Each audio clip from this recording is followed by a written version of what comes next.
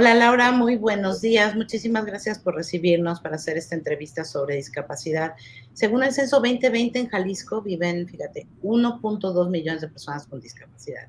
Y la discapacidad de un integrante de la familia afecta a toda esta, por lo que 2 de cada 3 personas en Jalisco viven con una persona con discapacidad en su casa, 5 millones de jaliscienses. Te pedimos que este cuestionario lo contestes pensando en que no todas, obvio, viven en Guadalajara y su zona conurbada, sino en los 125 municipios. Y bueno, yo soy Katia de Artigues, soy una mujer de edad mediana, digo yo, con el cabello castaño largo, uso unos lentes rojos y hoy tengo puesto una blusa también, pues roja con algunos vivos de otro color. ¿Empezamos? Lista. Lista. Muy bien. Muchas gracias. Pues agradecer que se realicen estos ejercicios. Yo soy una plena convencida en la inclusión para todas las personas, en la suma de todos los talentos y más tratándose de los talentos de las personas jaliscienses. Yo me llamo Laura Aro Ramírez, tengo 36 años de edad, soy orgullosamente tapatía. Hoy soy la primera mujer candidata a la gubernatura de Jalisco por parte de esta alianza que se llama Fuerza y Corazón por Jalisco, que integramos 3 partidos políticos, PRI, PAN, PRD. Soy una mujer que tiene el cabello medio largo, medio quebrado, así soy. Soy como quebradita, no llego a ser china, pero soy un poquito quebrada. De ojos cafés, tengo unos ojos muy grandes, soy ojona y con mis ojos hablo mucho, soy demasiado expresiva y mido 1,64, soy muy delgada, así es mi complexión, aunque le entro con muchas ganas a la comidita, mi complexión es delgada, hago ejercicio, no mucho, lo necesario, y soy la menor de 4 hermanas de mi familia núcleo y tengo un medio hermanito que tiene 20 años, está muy guapetón. Y hoy quiero ser la gobernadora de Jalisco y la gobernadora más incluyente en toda la historia de nuestro estado. Muy bien, vamos a arrancar con la primera pregunta. Son preguntas sobre accesibilidad. Pati.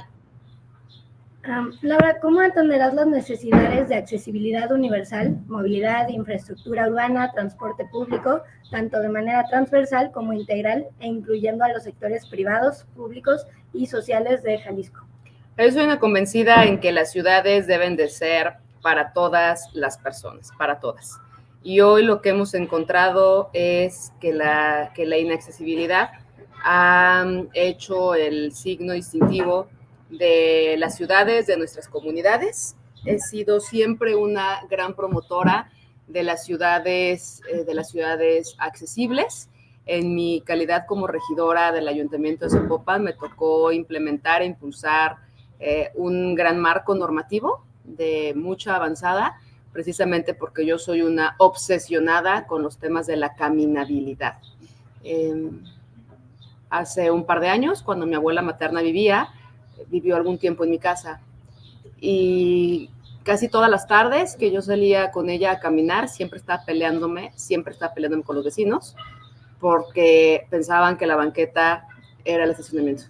Entonces ahí me puse con mucho énfasis a regular este tema, a aumentar las sanciones en el tema de la invasión del único espacio público que tenemos las personas para trasladarnos con alguna discapacidad o las personas que nos movemos y donde se realizan mayores viajes, todavía se siguen realizando los mayores viajes, y me metí con mucho énfasis, hicimos un reglamento, yo diría que es un reglamento ejemplo en todo el país, donde se considera la obligatoriedad de espacios accesibles en la ciudad. Sé que estamos que vamos demasiado, que vamos muy atrás, pero bueno, nos toca impulsar las zonas 30, nos toca impulsar toda esta visión de banquetas mucho más amplias, y que fue un show, aquí Diego se acuerda, fue un super show,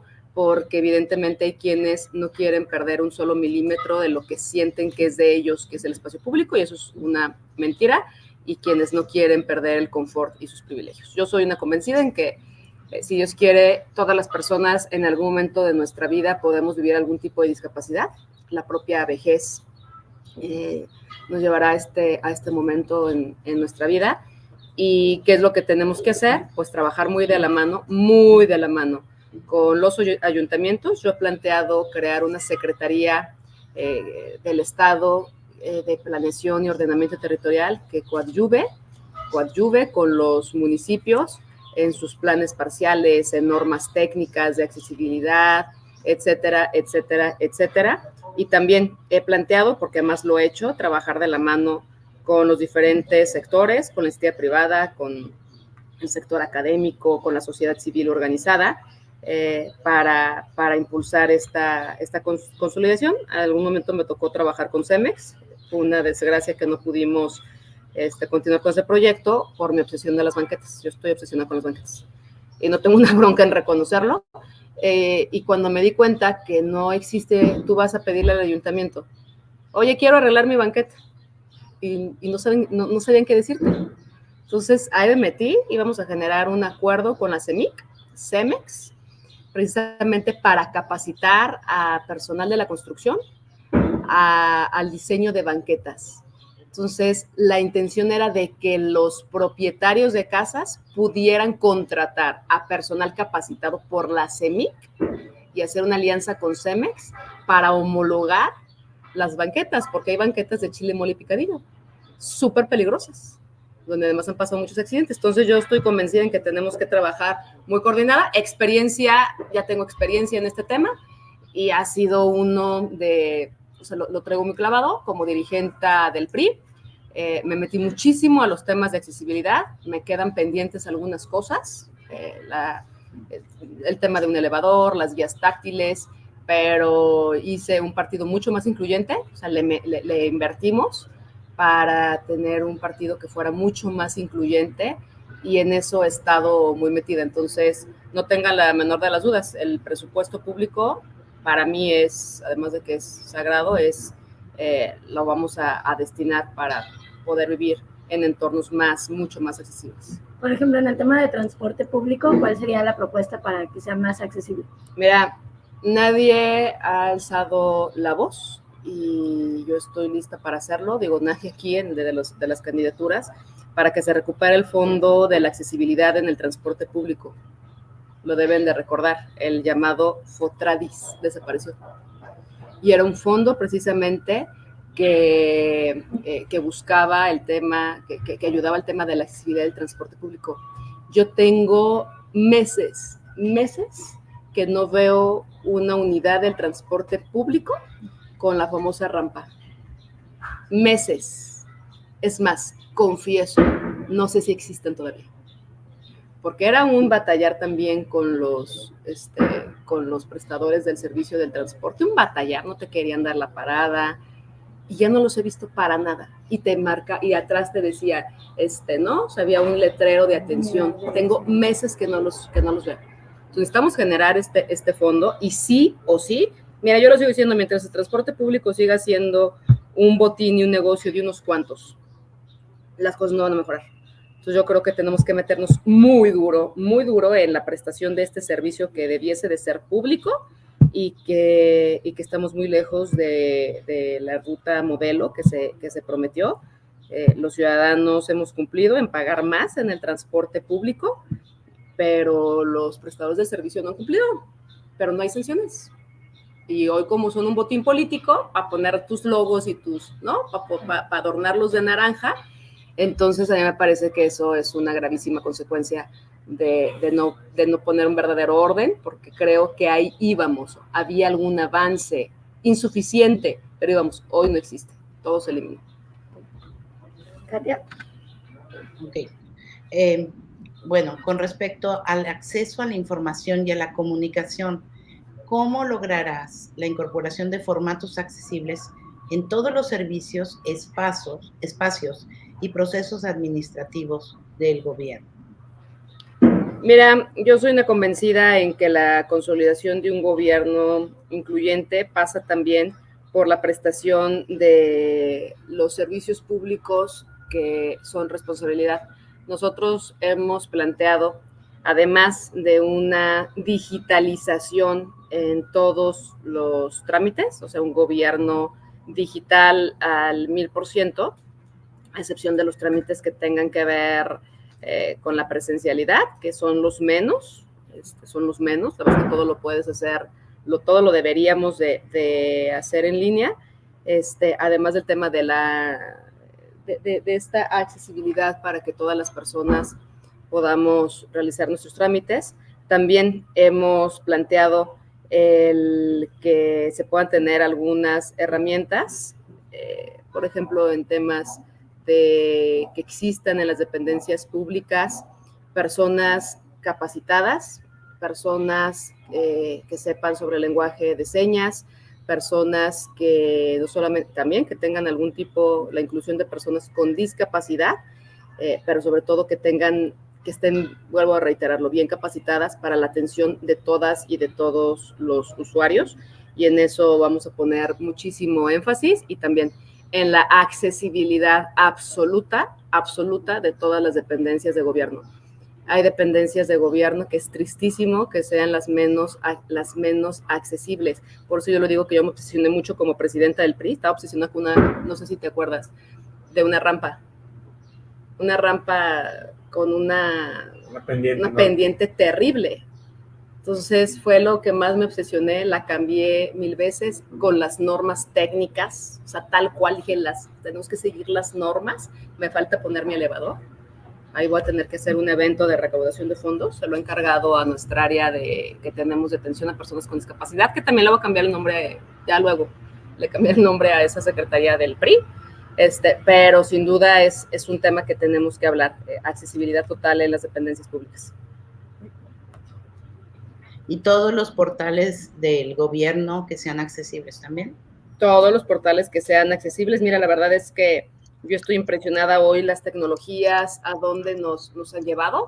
A mí me tocó impulsar como dirigente también de mi partido un centro de empoderamiento de infancias que se llamó el PRI Kids, Guardianes del Futuro. Entonces ahí se estuvieron varios niños, todo legal, o sea, todo avalado por el INE, todo legal, una burocracia tremenda, pero todo lo hicimos con base en la ley. Y ahí generamos un tema, unos talleres bien padres de sensibilización para los niños. Entonces nos acompañaron personas débiles visuales. Hay un chavo, es nuestro dirigente de la red en Zapotlanejo, Miguel Camarena, un artista extraordinario, y él nos ayudó, él es una persona débil visual. E hicimos talleres impresionantes de concientización para los más pequeños. Y justo a mí me impresionó, lo tengo que confesar, no sabía de la existencia de todas estas tecnologías, en el tema del celular, en un montón de temas que existen, y yo creo que en todos los aspectos de lo público debe de contarse con accesibilidad, incluido el uso de las tecnologías de la información. Pati. Sí. Vamos a ver qué tanto lo llevas a la práctica actualmente en tu campaña. Entonces, cuéntame si actualmente tu campaña es accesible para todas las personas con todo tipo de discapacidades. ¿En tus eventos siempre hay interpretación en lengua de señas mexicana? Desafortunadamente no, y no por no haber querido, sino porque ha habido ahí una imposibilidad del acompañamiento de la persona. ¿En tus videos hay interpretación en lengua de señas mexicanas y subtítulos? En la mayoría, en todos, si no me equivoco, en la mayoría hay subtítulos, pero ha hecho falta el tema del lenguaje de señas. ¿Sí? ¿En tus eventos existen lugares reservados y apropiados para personas con discapacidad? Siempre, soy una obsesiva en ese tema. Lástima que luego las personas no los respeten, pero ahí estoy. Es más, tú vas al PRI ahorita al PRI, que ahí está mi casa de campaña y tengo lugares reservados. Si a alguno se le ocurre invadir esos espacios, no tengan duda, yo me encargo de que se muevan de ahí, y eso ya lo saben todos. Tu página web es accesible para lectores de pantalla que utilizan las personas con discapacidad visual, y en tus redes sociales describen las imágenes que usan. No, la verdad es que eso necesito ahí auxilio, que me ayuden.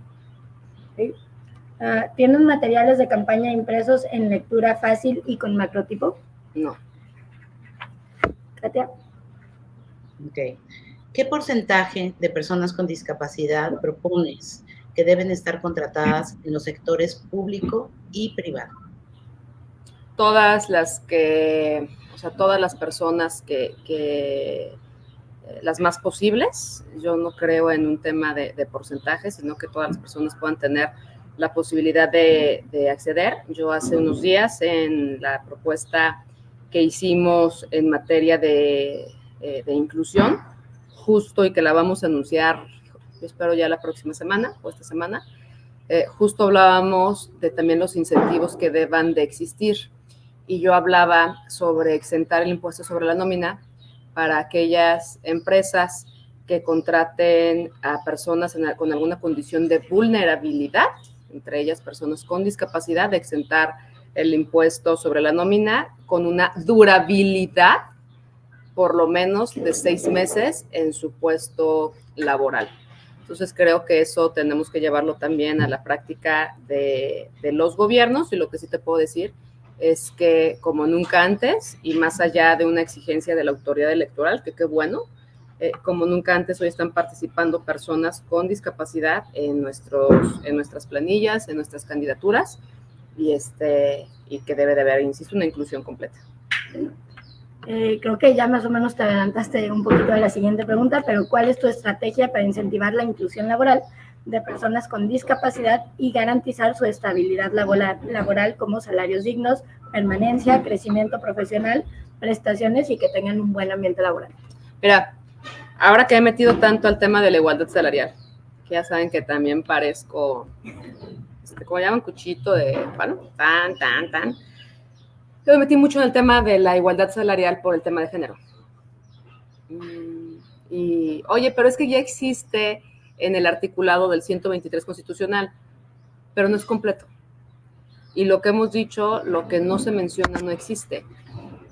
Y ahora que me metí a los números, sí, las mujeres llegamos a ganar hasta 30% menos que los hombres por realizar el mismo trabajo.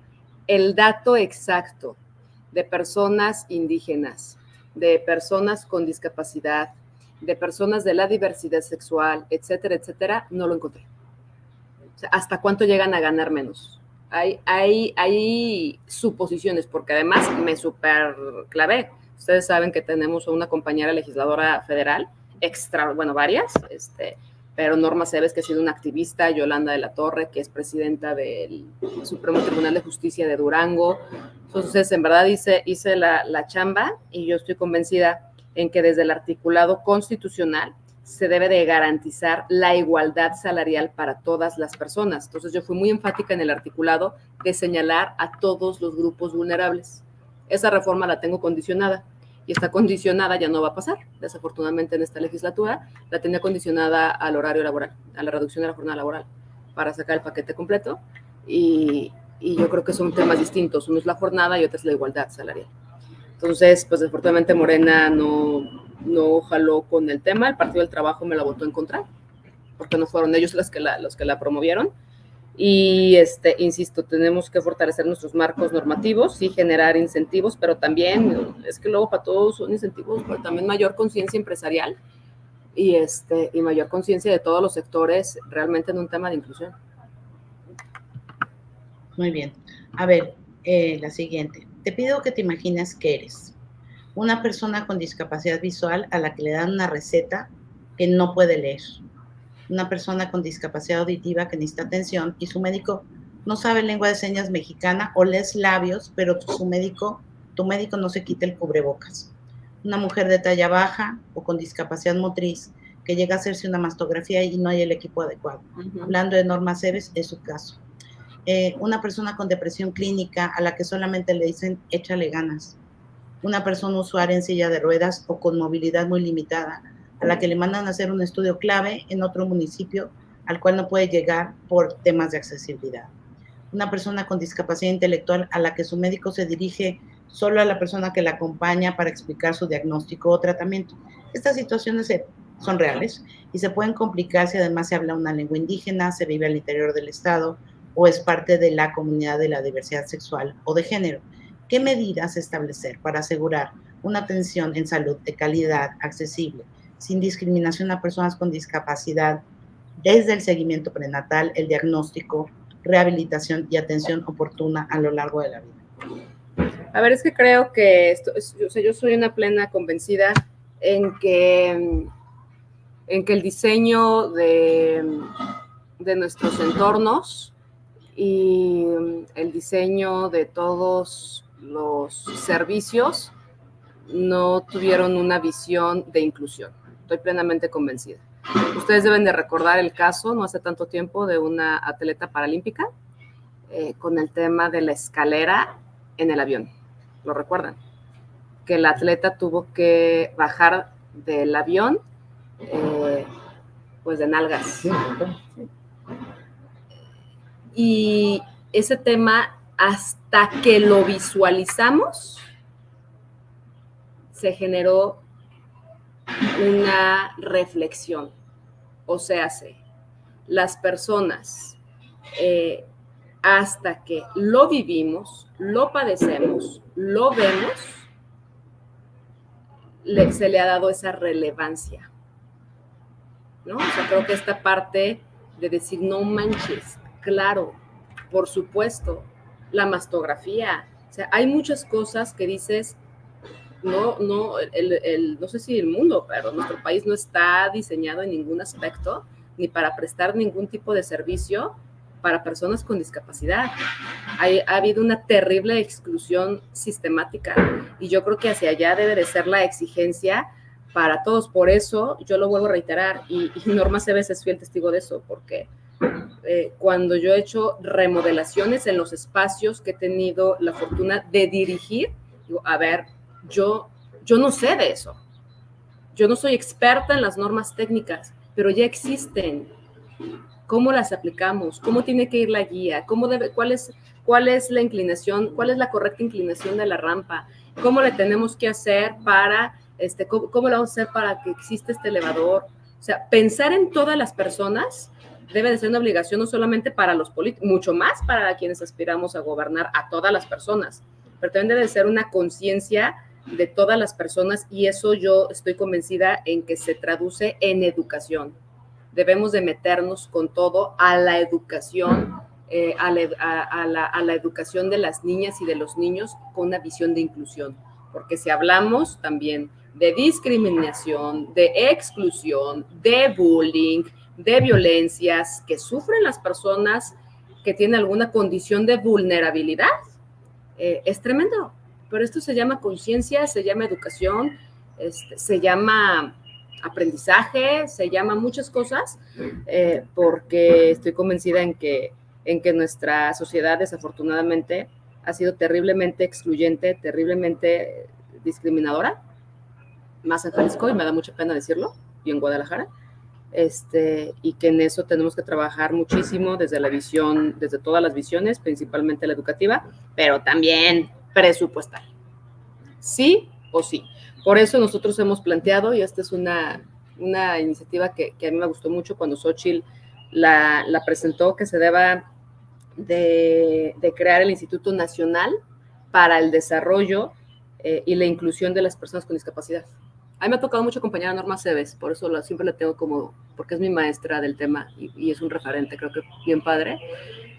Por ejemplo, para que se declarara el Día Nacional de las Mujeres con Discapacidad. El Día Nacional de... El 12 de septiembre, sí. Ajá, lo que no mencionas no existe. Oye, pero sí existe el Día de la Mujer.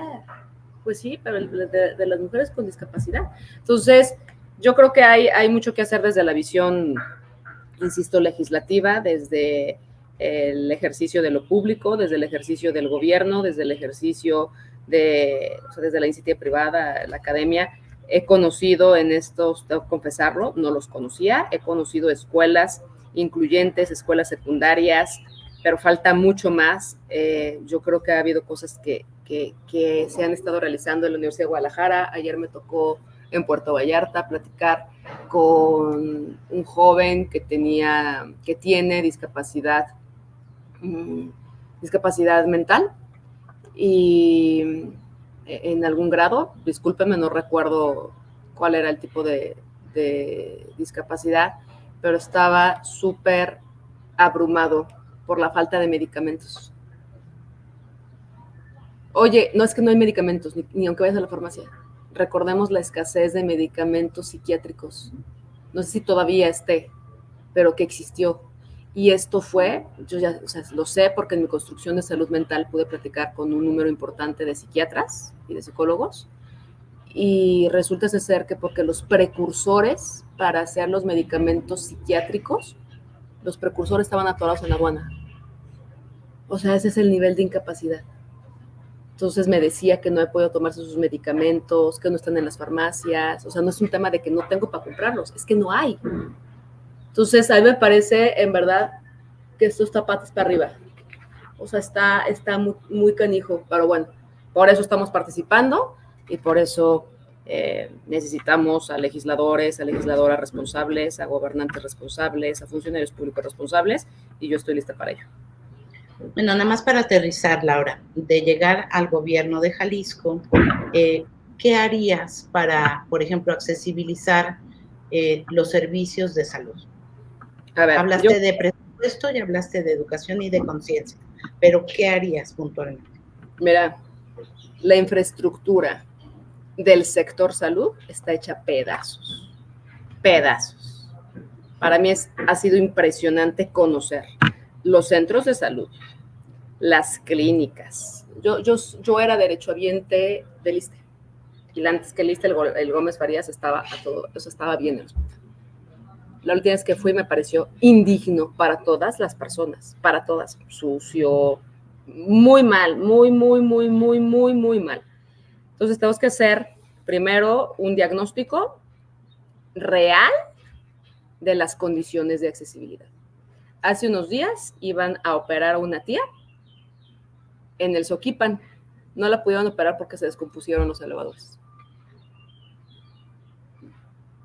Entonces, o se le mete un diagnóstico serio de los 6 sistemas de salud que existen públicos, y yo hablaría de un 7º, que es el sistema de salud privada, y yo sí creo firmemente en la colaboración y en el subsidio en la alianza, en la prestación de algunos servicios que brindan las instituciones privadas y que el Estado debe de resolverlas, sí o sí. Y también creo que necesitamos un diagnóstico súper serio de las condiciones de infraestructura en el sector salud. Y ojo, muy bien el diagnóstico, pero hay que meterle billetitos, hay que meterle lana a la infraestructura de salud.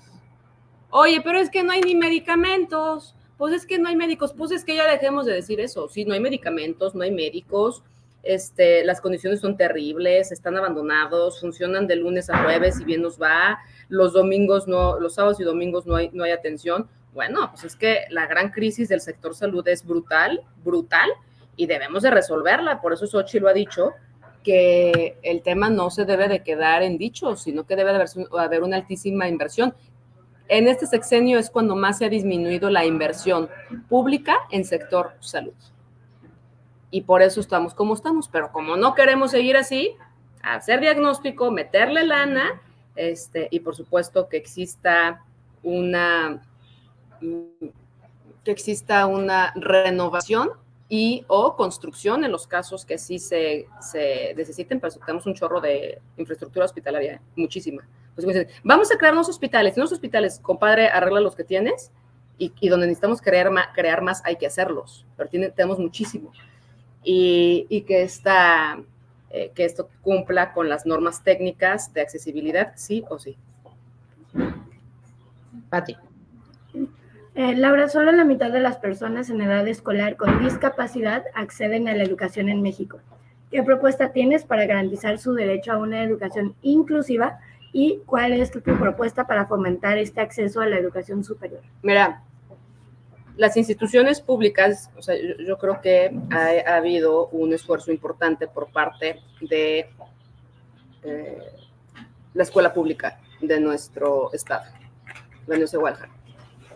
Hay proyectos, hay programas, no son suficientes, no han sido suficientes, pero hay un avance por ejemplo, cuando yo estudié. Yo no tuve un solo compañero con algún tipo de discapacidad motriz, por ejemplo, ni en el bachillerato, ni en la universidad. Hoy hay. ¿Es insuficiente? Sí, y creo que eso tenemos que también ponerle en el renglón. Pero en las instituciones privadas, yo he planteado que a través del otorgamiento del REBOE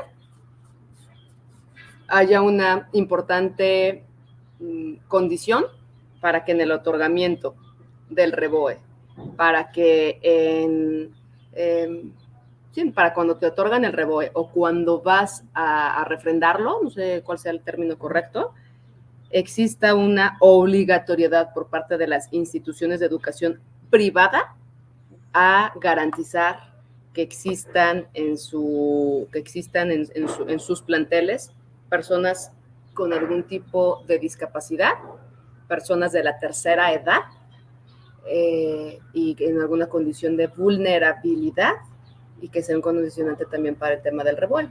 Y obviamente que tengan condiciones de accesibilidad. Y para fomentar el acceso a educación superior, o sea, igual, con el tema, yo creo que tenemos que meternos mucho ya al tema del REBOE, que hay, o sea, hay algunas reglas que sí lo marcan, pero creo que no han sido suficientes. Katia. Ok. Bueno, Jalisco fue uno de los primeros estados en contar con una instancia gubernamental para personas con discapacidad, el COEDIS. Luego, esto derivó en la Dirección Estatal para la Inclusión de Personas con Discapacidad dentro de la Secretaría General de Gobierno, desde donde se impulsó política pública en la materia de no discriminación por motivos de discapacidad, y también se creó, dentro de esa dirección, se impulsa el Sistema Estatal para la Inclusión y Desarrollo Integral de Personas con Discapacidad y sus familias, donde participan representantes de organizaciones de la sociedad civil, empresas, universidades, municipios y los 3 poderes estatales. ¿Mantendrás esta estructura organizacional? De ser así, ¿cómo la fortalecerás? Mira, yo lo tengo que decir, tengo que revisar a profundidad la operación, si esto ha sido correcto. Yo creo que ahí las organizaciones de la sociedad civil, los usuarios y demás, tienen una mucho mejor respuesta que yo. Yo estoy convencida en en que permanezca lo que ha sido exitoso, lo que ha sido bueno. Yo, por ejemplo, creo que fue un buen acierto el tema de la CISEM. Y que tiene fortalecimiento institucional, que tiene fortalecimiento presupuestal, pero que tampoco ha sido suficiente. Entonces, pero yo creo que ahí está bien. O sea, hay cosas lo que yo he planteado, esto no se queda, esto se queda, pero necesito conocer más a fondo si desde la Secretaría General yo ahorita te diría que no me parece correcto y que debe de haber una institución, como ya lo señalé a nivel que esté en el tema federal, también en el tema local, con una visión transversal e integradora, pero que tenga autonomía. Sin embargo, es algo que yo estoy lista para discutir, para debatir. Creo que también el fortalecimiento desde la Secretaría General de Gobierno, tal vez esa fue la visión, ha sido importante, pero es algo que me gustaría conocerlo con más profundidad. Y platicar con los colectivos y con las personas usuarias. Sí. De ganar, serías la primera presidenta de un sistema estatal de cuidados en el país. Considerando que el modelo de este sistema ya está operando en Zapopan con éxito, ¿cuáles serían tus acciones para reproducir este modelo a nivel estatal? Mira, efectivamente, con la creación del Sistema Nacional de Cuidados y que se ha hablado aquí en Jalisco y que bueno, yo lo he dicho, yo aspiraré a deberé de estar al frente de este gran sistema, tener, yo lo vuelvo a reiterar, un diagnóstico claro en las condiciones en las que hoy están las personas con discapacidad, los accesos a los servicios que tienen, las condiciones generales, su identificación, su ubicación, que si bien tanto el INEGI como el IEG tienen información suficiente, creo que tenemos que hacer un diagnóstico mucho más amplio para, con base en esto, que existe un presupuesto que sea bien aplicado y que esté bien enfocado. Y valioso también, lo tengo que señalar, aunque es otro tema, yo he declarado que yo quiero estar al frente de las comisiones que se han creado para atender temas de toda la relevancia, ¿no? Temas de personas desaparecidas, el CIPINA, que hoy está prácticamente sin funcionar, y yo estoy convencida en que la gobernadora debe estar al frente de los sistemas que se han creado para la atención de los grupos en condiciones de vulnerabilidad. Y eso yo estoy convencida que así será. En caso de ganar, ¿cuánto presupuesto te comprometes a asignarle al Sistema Estatal de Cuidados? Pues mira, yo creo que tenemos que tenerlo muy claro en un tema de ley. Tenemos que, insisto, tener una visión integral, una visión transversal, y el tema de los recursos, debemos de hacer un diagnóstico de lo que hoy existe y de cuáles son las necesidades a atender, pero no tengan la menor de las dudas. Será el justo y el suficiente para atender todos estos enormes retos, porque tenemos que hablar de temas de infraestructura, de escuelas. Hoy lo tengo que decir, prácticamente el CAPESE no existe, no está operando. Creo que el tema tiene que ver también con una visión desde la infraestructura que tenemos en las instituciones de gobierno, etcétera, etcétera, etcétera. Y hoy lo tengo que decir, no tengo el diagnóstico porque aún no soy gobernadora, y yo tengo diagnósticos de otros temas, pero ha sido muy complicado acceder a la información. Entonces, estoy clara que una vez que sea gobernadora haremos un diagnóstico urgente, lo he hecho en temas de salud, en temas de educación, las condiciones, etcétera, para, con base en esto, que se diseñe un presupuesto que ya no sería el 2025, será el 2026.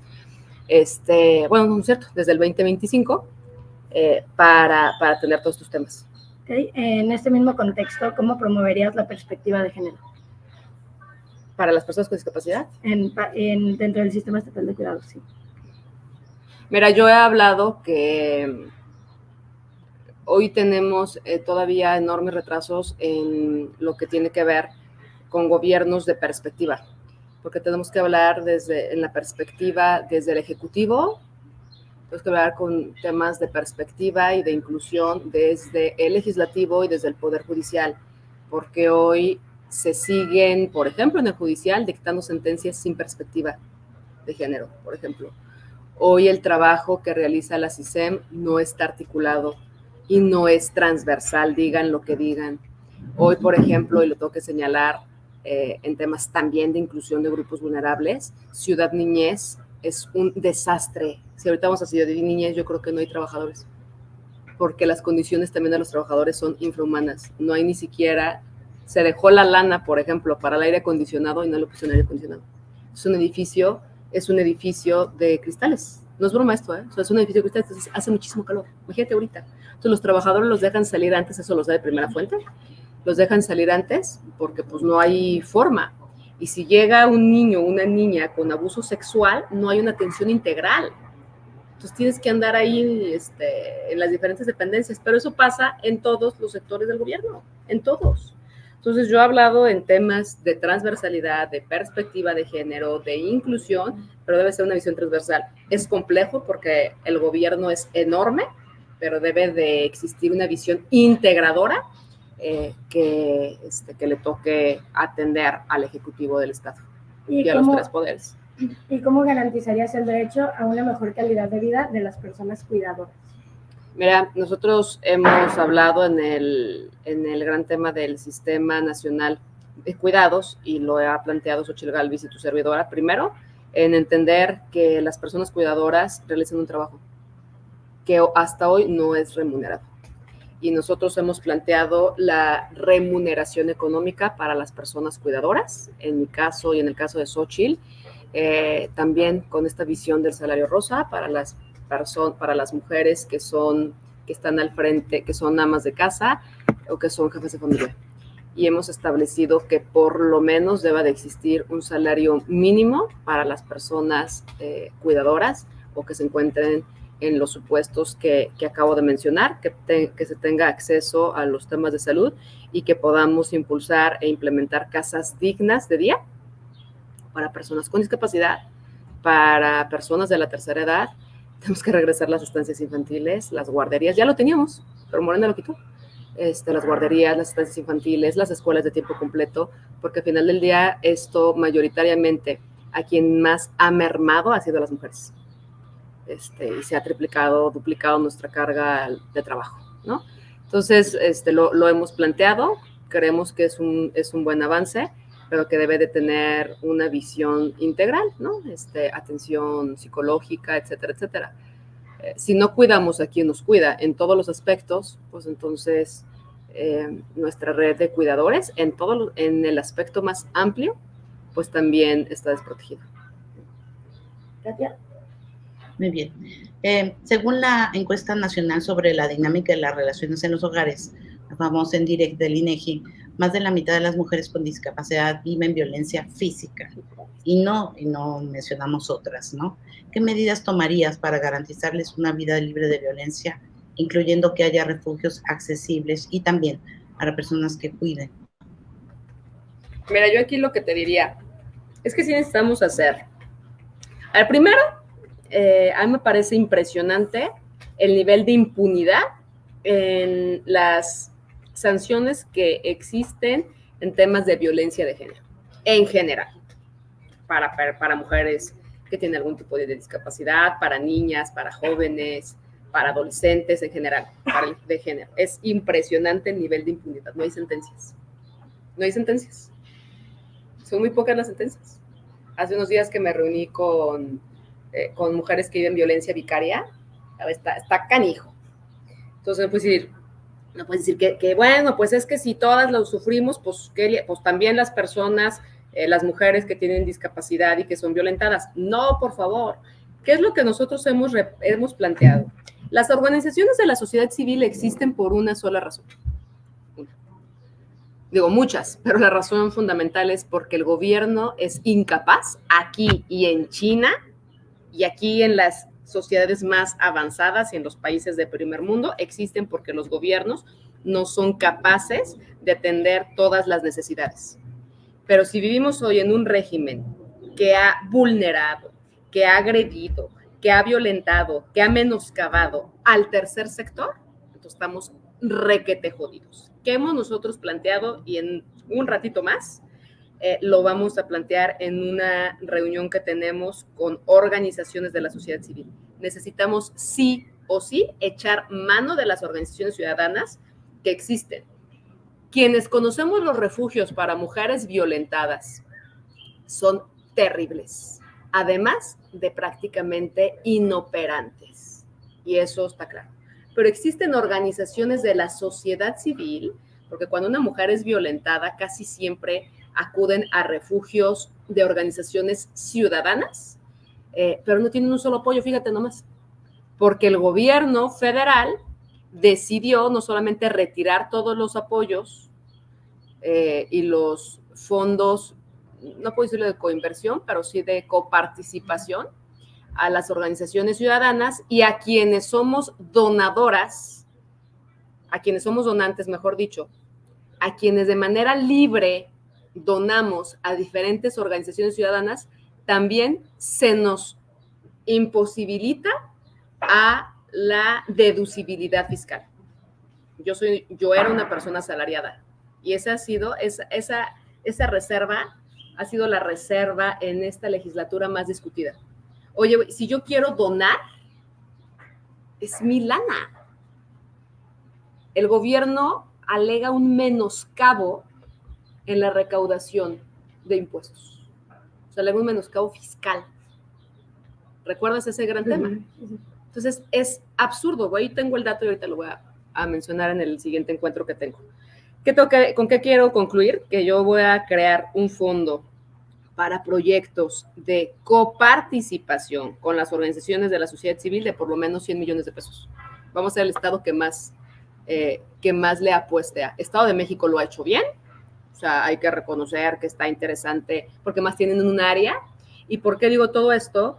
porque necesitamos sí o sí echar mano de la profesionalización, del expertise, de la buena voluntad del tercer sector, que además, digo, no traigo ese dato actualizado, pero hasta hace 2 años aportaba el 3% del Producto Interno Bruto al país. Generaba 2 millones de empleos formales y existíamos promedio 2 millones de personas, poco menos de 2 millones de personas que éramos voluntarias de organizaciones ciudadanas. No tengo el dato actualizado. No sé si la CEMEFI lo ha actualizado, yo no lo tengo.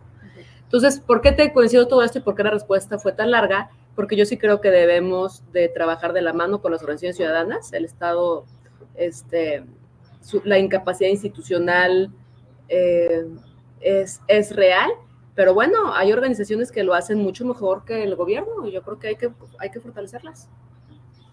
Sí, bueno, te doy un dato para tu presentación de al rato. Según el compendio estadístico del sector no lucrativo 2023 de CEMEFI, hay 48,000 organizaciones de la sociedad civil en el país y un tercio, 27.9, bueno, casi un tercio, trabajan con y para personas con discapacidad. Muy bien. Bueno. Sabes que no ha disminuido tanto el número, ¿eh? O sea, sí, hace unos días me lo mandó Mario Quesada, que lo debes de conocer, del Estado de México, y la verdad es que no ha disminuido tanto. Lo único que yo no tengo el dato es de los empleos formales, porque yo tenía ese dato que genera el tercer sector. Ese dato ya no lo tengo. Mira, te voy a decir, ese es con Clunis.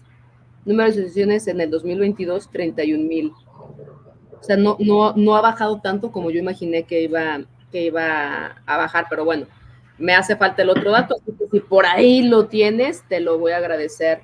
Sí, ahorita se lo pido a CEMEFI, que es una de las organizaciones que ayudó a hacer este cuestionario. Yo todo este tema lo saqué con CEMEFI, pero ya el otro dato no lo pude localizar, la verdad. Muy bien, pues va, Pati. Okay.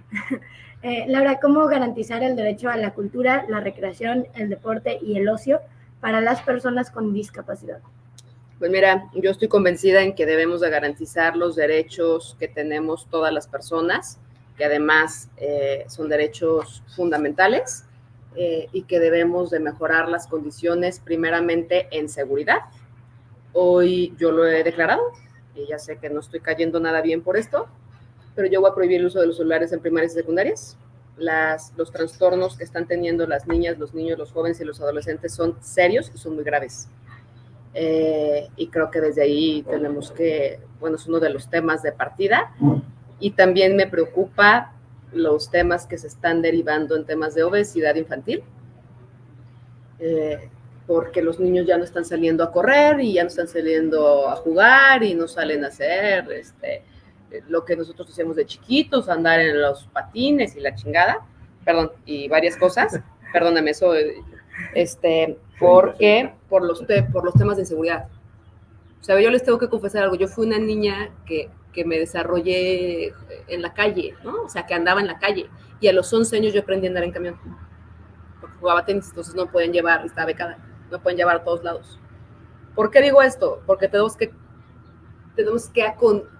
que generar en las unidades que existen, en las unidades deportivas, que haya condiciones de seguridad y que exista un acondicionamiento para que todas las personas puedan hacer uso de ellas. Hoy tú vas a un teatro, es inaccesible. Los cines, ahí van, tienen sus elevadores y tienen rampas y demás, ¿no? Pero debe de existir también una responsabilidad por parte de la industria del entretenimiento para mejorar sus condiciones de accesibilidad. Eso es un tema de un negocio privado. Y eso debe de existir, pero el gobierno debe ser vigilante. Entonces yo creo que tenemos que hablar de seguridad, porque hoy las niñas y los niños, los jóvenes, no están saliendo a jugar a la calle, no están saliendo a jugar a las unidades deportivas, a los espacios públicos, porque los padres o los abuelos, que son cuidadores, les da terror. Entonces creo que tenemos que apostarle mucho a la seguridad. Nosotros habíamos dejado más o menos bien el municipio de Zapopan, con todos los policías, 500 policías que nos tocó correr por los sistemas de control de confianza. Muchos de ellos, hubo algunos que nunca regresaron, pero muchos de ellos se jubilaron realizando actividades, funciones administrativas. y nos ayudaban a cuidar los espacios públicos. Hoy no los veo, porque he ido a muchos espacios públicos y unidades deportivas. Pero en fin, también tiene que ver con un tema de seguridad. Sí, de acuerdo. Les da terror a algunos, pero hay otros que, aunque les dé terror, no pueden llegar, ¿no? Pero bueno, a ver, vamos a terminar ya y te voy a pedir que contestes solo sí o no sobre estos distintos compromisos. A ver, ¿te comprometes de llegar al gobierno a realizar el Programa Estatal de Inclusión a Personas con Discapacidad y sus familias 2024-2030? Sí. A ti. O bueno, yo me sigo. Mantener y fortalecer la red municipal para el cumplimiento de este programa. Sí. Mantener, mejorar y transparentar el programa de apoyo social Jalisco Incluyente. Sí. Habitar un cambiador inclusivo en cada municipio. Sí. Habilitar una unidad de valoración y certificación de la discapacidad en cada municipio. Sí, claro.